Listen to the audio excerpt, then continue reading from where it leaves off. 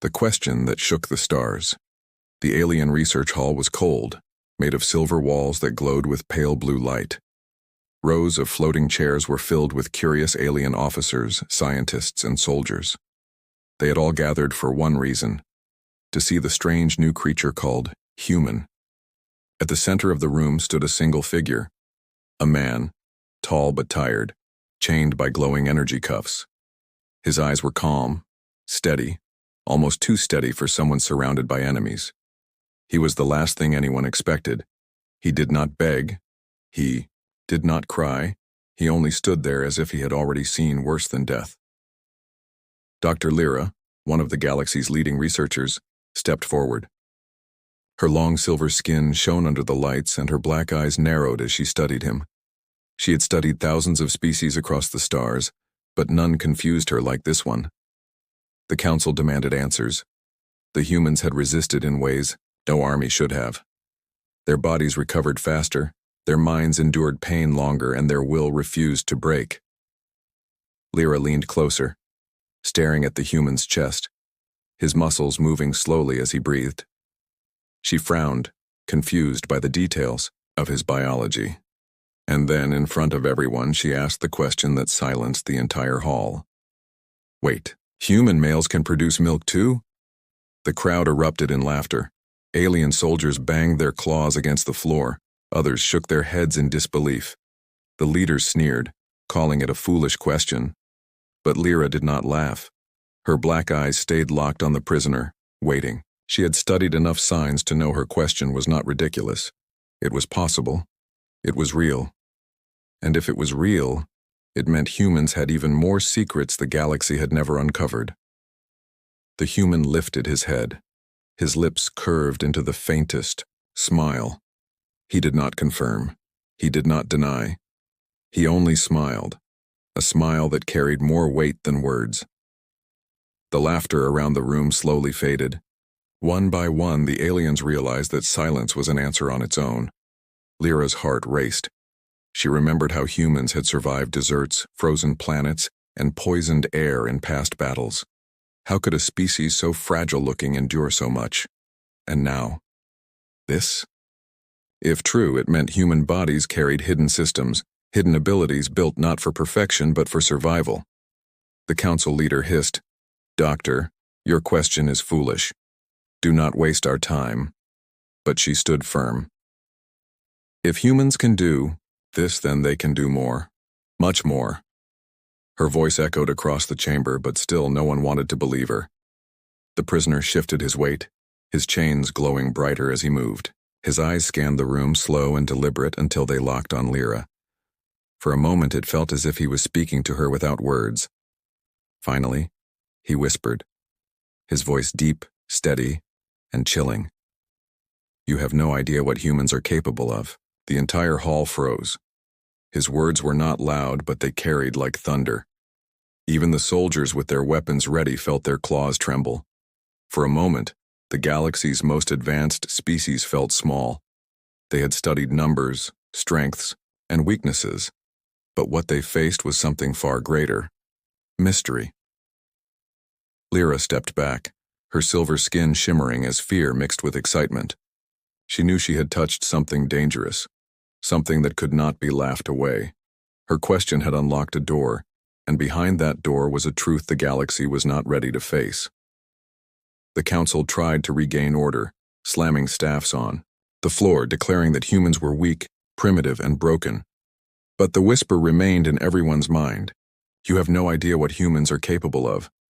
That night, as the alien fleet celebrated their victory over a small human outpost, Lyra could not sleep. She kept seeing the prisoner's smile, she kept hearing his whisper, and she kept thinking about her own question. If humans really had this hidden ability, what else could they do? She turned on her research console, pulling up every record of human biology, history, and survival reports. The more she read, the colder her heart grew. Again and again, humans had lived through what should have killed them. Floods, fire, famine, poison, radiation. They had endured it all. Not because they were the strongest, but because they were the most stubborn. Lyra whispered to herself, The galaxy thinks they are weak, but maybe they are the most dangerous species of all. Far away, in the silence of his prison cell, the human sat with his eyes closed, still smiling. He knew her question was only the beginning, and he knew that soon the galaxy would stop laughing. Whispers across the galaxy, the question still echoed in the great research hall, even days later. Wait, human males can produce milk too? At first the galaxy laughed.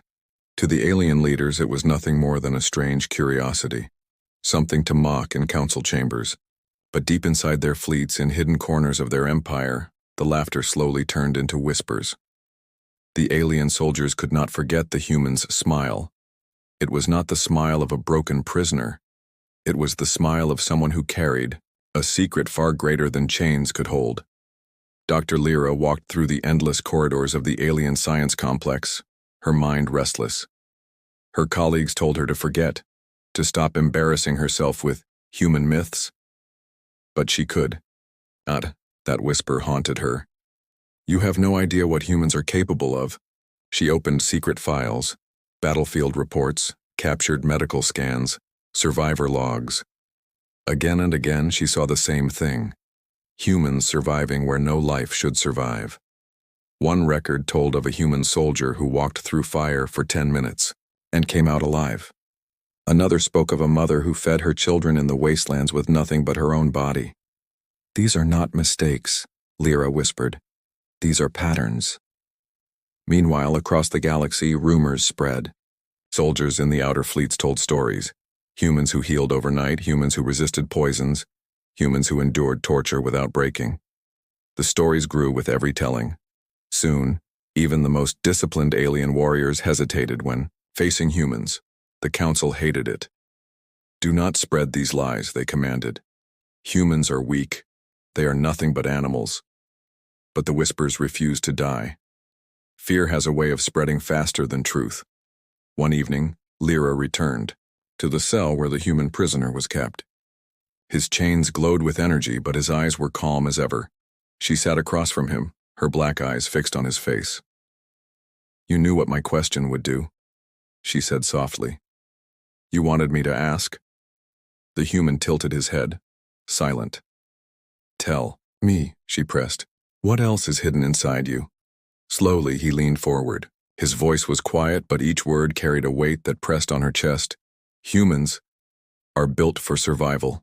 We are not the strongest. We are not the fastest. But when the universe tries to kill us, we endure.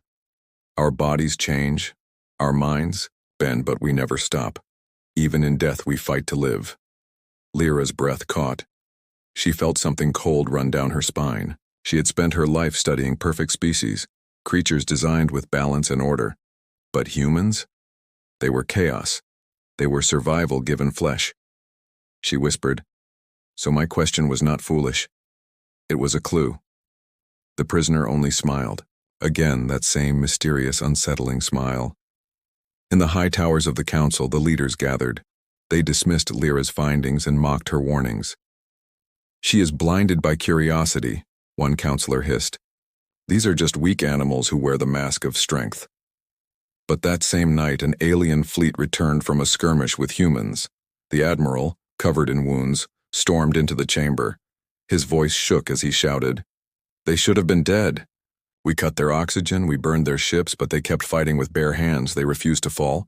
What kind of species does not break? The council chamber fell silent. Even as the leaders tried to cover the truth, whispers became louder, across their empire. Children whispered about humans who could heal with a touch.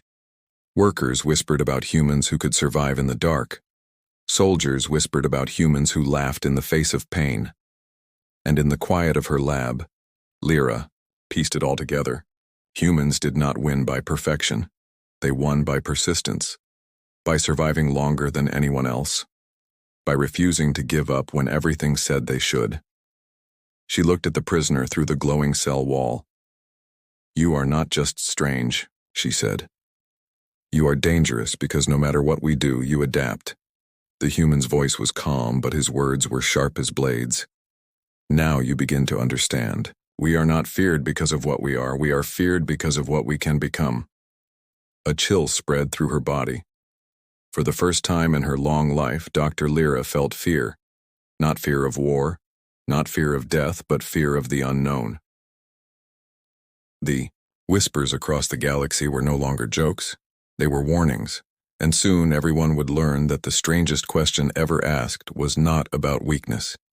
It was about power hidden in plain sight. The hidden truth. The alien fleets thought they knew war. They had fought for centuries across hundreds of worlds, crushing weaker species with numbers and firepower. But nothing unsettled them more than facing humans. Not because humans had greater weapons. No, the galaxy's armies were far stronger. But because humans refused to fall. Dr. Lyra spent long nights in her lab, her console glowing with thousands of human records. She studied their biology, their history, their myths. Again and again she saw the same pattern. Impossible survival. A man in the frozen wastelands of Terra who walked for days with no food, living only on melted snow. A woman who carried her injured child through burning ruins, her body scarred but her will unbroken. Soldiers who fought even when bleeding, refusing to surrender until their last breath. She whispered to herself, "It is not strength. It is not perfection. It is something deeper." Her colleagues mocked her. "You waste your time on fairy tales," one scientist laughed. But when she stared into the eyes of the human prisoner, she knew the stories were not lies. His calm silence carried the truth.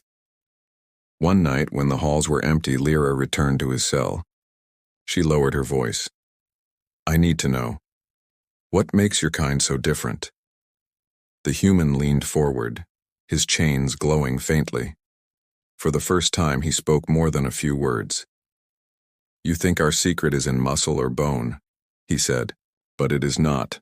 Our secret is in pain. We learned to suffer. We learned to endure. Every wound makes us stronger. Every loss teaches us to fight harder." Lyra froze. His words felt heavier than stone. He continued, his eyes burning with quiet fire. "Your kind was built to be perfect. No scars, no mistakes. But we are built to survive mistakes, to rise after falling, to stand when broken. That is why we frighten you." Lyra's hands trembled. She had studied thousands of perfect life forms, creatures that thrived in balance and order, but none of them could match the chaos of human will. She asked softly, "So even my question, even the rumor of milk, it was only a symbol, wasn't it? Proof that your bodies always adapt to protect life?" The human gave a slow nod. "Yes. In famine, in hunger, in despair, our bodies find ways to keep going. Where other species die, humans find a way." Lyra's chest tightened. She felt both fear and awe. If this was true, then humans carried inside them not just survival, but something far greater, the power to defy nature itself. Far away, reports began reaching the Council. Alien patrols told of humans fighting even after being shot, of mothers shielding children with nothing but their bodies, of men refusing to drown even when dragged under the oceans of alien worlds. The Council tried to silence the reports. Lies. Myths. Stories spread by frightened soldiers. But silence could not erase what the galaxy now knew. One admiral slammed his fist on the Council table. "I saw it myself. We starved them. They should have fallen in days. But they endured for weeks. They shared, they adapted, they never gave up. These are not weak animals, they are predators of suffering." The chamber fell silent. Lyra returned to her quarters that night with shaking hands. She stared at her reflection in the silver mirror, whispering, "If they can endure anything, then they cannot be conquered. They can only grow." She remembered the prisoner's smile, the same smile that had shaken her heart in the research hall. She finally understood what it meant. He was not smiling at her question. He was smiling at the truth behind it. The next day she entered his cell again. Her voice was sharp. You are more dangerous than I thought. The council mocks me, but soon they will see. Your kind is not here to lose. The human lifted his head. His chains rattled as he leaned closer to the energy field. His voice was steady, like iron. You are right. We are not here to lose. We are here to last. A chill spread through her body. She felt it now. Not just fear, but certainty. The galaxy had underestimated the one species that refused to stay down. And in the silence of that cell, Lyra realized something terrible. The question she had asked in front of the council was not just curiosity. It was a spark that would ignite the truth. The galaxy thought humans were weak, but soon they would learn. The hidden truth was simple. Humans survive. Always. Fear turns to panic. The council chamber was restless. For weeks, the galaxy's leaders had tried to control the whispers about humans. They called the rumors lies, accidents, exaggerations told by frightened soldiers. But now, battle reports flooded in from every corner of their empire, and no one could deny the truth. An alien fleet on the frozen world of Theron had reported humans walking through storms that should have killed them in minutes. Another fleet. On the poisoned planet, Varix claimed human prisoners survived longer than any other species, even without food or clean air. In every report, one word repeated again and again: endurance. The laughter that once followed Dr. Lyra's question was gone. Now, fear filled every corner of the council halls. Dr. Lyra stood before the leaders once more, her voice sharp. I warned you, humans are not weak, they are not simple animals, they are survivors, and you cannot break what refuses to die. The council leader hissed in anger. You dare frighten us with myths. But before anyone could argue further, the doors burst open. A wounded general stumbled into the chamber, his armor cracked and bleeding black fluid. His voice shook with rage and terror. They do not stop, he shouted. We burned their camps, we starved their soldiers, and still they came at us with fire in their eyes. Even when their weapons broke, they fought with rocks, with fists, with teeth. They laughed while dying. Tell me, how do you kill something that refuses to accept death? The chamber fell silent. The leaders could no longer pretend. Across the empire, panic spread. Soldiers whispered in fear before battles. Commanders hesitated to attack. For the first time, the galaxy's greatest armies doubted themselves. And in her lab, Lyra studied the human prisoner. He sat in silence, his chains glowing, but his eyes never wavered. She finally spoke the truth that burned in her chest. You are not prisoners. You are seeds. Wherever you are planted, you grow. Even in pain, even in death, you rise again. The human smiled faintly. Now you see why your people fear us. That night, alarms blared across the alien capital. The skies lit up with fire as a small group of human ships, thought to be destroyed, appeared above the planet. They were outnumbered 100 to 1, yet they fought with terrifying precision. Alien weapons tore through their hulls, but still the humans advanced. They rammed enemy ships, boarded with nothing but knives and bare hands, and spread chaos through fleets 10 times their size. From the towers, the council watched in horror. They are insane, one leader cried. Why do they charge when they are doomed? Lyra whispered the answer. Because humans do not fight only to win. They fight because surrender is death. And for them, death is never simple.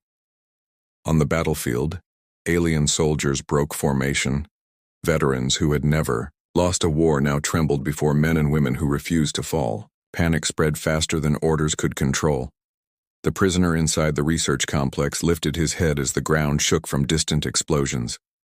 He looked at Lyra through the glowing cell wall. This is just the beginning, he said softly. Every chain you place on us becomes a lesson. Every battle you win becomes our training. We learn from every scar. That is why you cannot destroy us. Her chest tightened. She wanted to deny it, but she knew he was right. Her people had perfected their bodies through design, but perfection breaks when faced with chaos. Humans were chaos given life, and chaos could not be contained. Hours later, the sky above the alien capital burned red. The small human fleet had been destroyed, but not before crippling entire battle groups, leaving scars across the planet and showing the galaxy something far more terrifying than victory. They showed that humans did not need to win to terrify their enemies. They only needed to fight.